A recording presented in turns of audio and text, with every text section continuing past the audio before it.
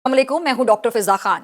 नाज़रीन, भारत की मैं बात करना चाहूँगी जहां पर हिंदू मुस्लिम फसादात आए दिन होते रहते हैं और ये हेडलाइंस की जीनत बनते हैं, हेडलाइंस की खबर बनते हैं। अब एक बार फिर से जो भारतीय शहर है नागपुर, वहां पर ये फसादात फूट पड़े हैं और भारत में जो इंतहा पसंद हिंदू हैं उनका इस्लाम पर, मुसलमानों पर हमला करना कोई नई खबर नहीं है। अब ये वहां पर रोज के मामला बन गए हैं क्योंकि शिद्दत वहां पे बढ़ती चली जा रही है। इसकी बहुत बड़ी वजह है कि वहां पर जो बीजेपी की हुकूमत है, जिस किस्म की स्पीचेस वो लोग करते हैं, इनके वुज़रा, जिस किस्म की बातें वहां पे की जाती हैं, लोगों को उकसाया जाता है, लोगों को पंप किया जाता है, इंतशार की आग भड़काई जाती है। अच्छा, भारत जो कि खुद को सेक्युलर इंडिया कहता है कि जी हम सेक्युलर हैं, तो जो सेक्युलर होने का जो इनका एक झूठा चेहरा है, जो मास्क पहना हुआ है, वो प्रॉपर एक्सपोज होकर रह गया। वजह क्या है? भारतीय इंतहा पसंद हिंदुओं का इक़्तिदार पर कब्जा और आए दिन इस तरह के जो वाकयात पेश आते हैं और मोदी के खासतौर पर दौरे इक़्तिदार में मुसलमान और इस्लाम दुश्मनी बहुत ज्यादा उरूज पर पहुंची है। और सेक्युलर होने का मतलब, जरा ये दोबारा डिक्शनरी खोल लें और जाकर पढ़ें कि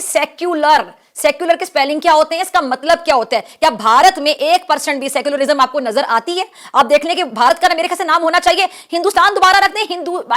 आप देख लें कि सेक्युलर इंडिया की बजाय वहां पे हिंदुत्व राज है, तो हिंदुत्व का नाम रखते हैं क्योंकि वहां पे जितनी भी माइनॉरिटीज हैं मुसलमानों पर चढ़ दौड़ते हैं। और इसके अलावा अगर हम बात करें क्रिश्चियंस की, क्रिश्चियंस वहां पे महफूज नहीं है, ना उनके चर्च महफूज है, ना वहां पे मुसलमानों की मसाजिद महफूज है। सिख बिरादरी वहां पे कैसे सफर करी है, अंग्रेजी वाला भी उर्दू वाला भी। सिख रहनुमाओं की जो तहरीक है खालिस्तान के लिए, किस तरह चुन चुन कर उनको टारगेट किया जा रहा है, किस तरह इनके जासूस जा रहे हैं दूसरे ममालिक में, इनके टेररिस्ट, इनके दहशतगर्द, रॉ के गुंडे कैसे वहां पर फैले हुए और कैसे इन लोगों की दुनिया भर में जाके टारगेट किलिंग का ये सबब बन रहे हैं। अभी किसी से ढकी छुपी बात नहीं है। अब ये जो भारत में ये जो हुआ है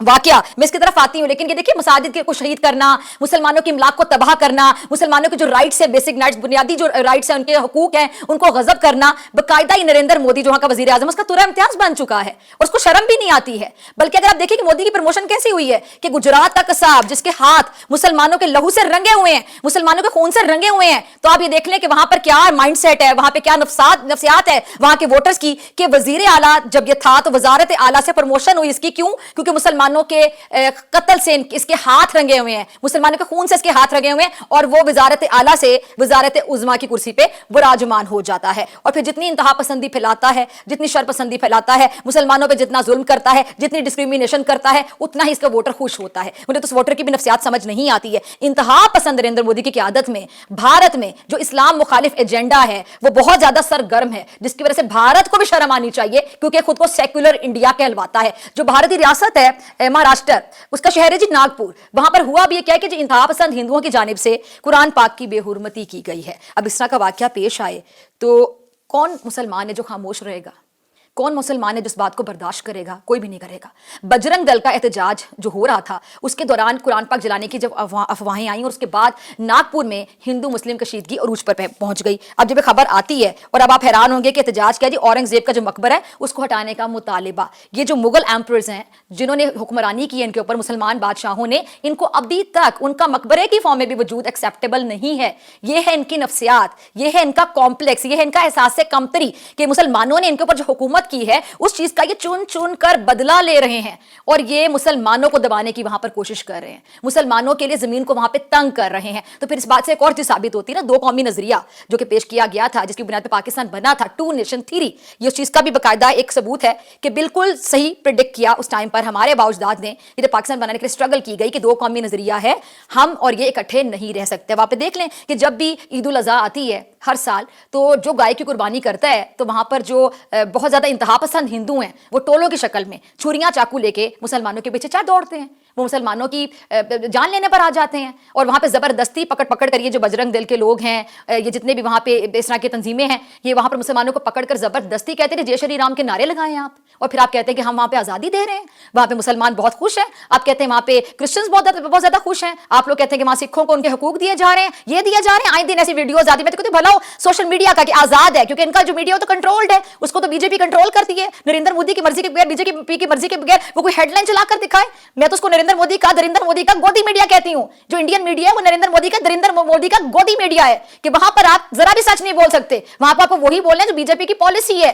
वरना वहां पे रह के दिखाएं। सोशल मीडिया पर कहीं ना कहीं आजादी और कहीं ना कहीं ऐसी चीजें सामने आ जाती हैं जिसमें सच बिल्कुल खुलकर सामने आ जाता है।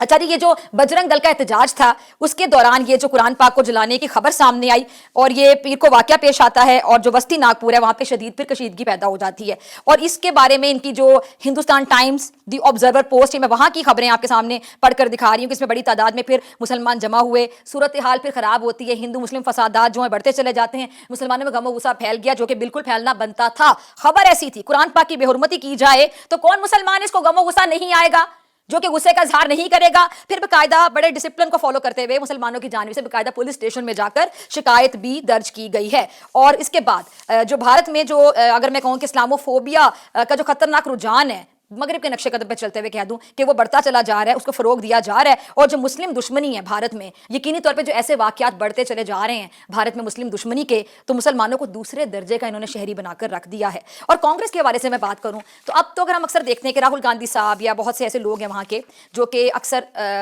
مائنورٹیز کے رائٹس کے لیے آواز اٹھاتے ہیں، صرف مسلمانوں کی میں بات نہیں کروں گی، بڑی تعداد میں وہاں پہ مائنورٹیز ہیں، ان کی رائٹس کے لیے اکثر آواز اٹھاتے ہیں، لیکن اگر وہ حکومت میں آ جائیں تو کیا پریکٹیکلی مسلمانوں کے رائٹس کے لیے کوئی کام کر کے دکھائیں گے، یا پھر ووٹ لینے کے لیے ایک ٹیکٹک ہو سکتی ہے، اسٹریٹجی ہو سکتی ہے، یا پھر سٹنگ گورنمنٹ پہ تنقید کرنے کا ایک بہانہ ہو سکتا ہے؟ یہ بھی سوال ہے۔ اور اس کے ساتھ ساتھ جو انٹرنیشنل لیول پر، بین الاقوامی سطح پر جو انسانی حقوق کے علمبردار بنے ہوتے ہیں، انسانی حقوق کے، ہیومن رائٹس کے جو چیمپئن بنے پھرتے ہیں، میرا جو ان سے سوال ہے اس پلیٹ فارم سے کہ آپ لوگ اگر کچھ نہیں کر سکتے، وہاں پر اتنا جو ظلم ہو رہا ہے مسلمانوں پر بھارت میں، یہ جو غیر انسانی قسم کے اقدامات ہو رہے ہیں وہاں پہ، آپ اپنی مرضی سے عبادات نہیں کر سکتے ہیں، آپ جا کے مسجد میں نماز نہیں پڑھ سکتے ہیں، مساجد کو وہاں پہ مسمار کیا جاتا ہے، وہاں پہ کرسچنس کو آزادی نہیں ہے، کھل کر آپ فضا میں سانس نہیں لے سکتے ہیں، سکھوں کو کس طرح وہاں پہ ٹارگٹ کیا جاتا ہے، کیا کرتے ہیں وہ صرف خالصتان کا مطالبہ کرتے ہیں تو ان کی جان کے دشمن بن گئے ہیں، جو زیادہ آواز اٹھاتے ہیں اس کے لیے دوسرے ملکوں میں بھی چڑھ دوڑتے ہیں یہ، اور وہاں پہ جا کے اپنے جاسوس بھیج کر ٹارگٹ کلنگ کرواتے ہیں۔ تو جو انسانی حقوق کے حوالے سے بات کرتے ہیں، ہیومن رائٹس کے حوالے سے بات کرنے والے جتنے بھی انٹرنیشنل فورمز ہیں، اس سطح پر آواز کیوں نہیں اٹھائی جاتی؟ میرے خیال سے اگر آپ لوگ اپنی زبان پہ لگے ہوئے تالے نہیں کھول سکتے تو اپنے دفتروں کو تالے لگا لیں، اب نہیں تو کب؟ مجھے دیجیے اجازت، اپنا بہت خیال رکھیے، کل آنے کے بعد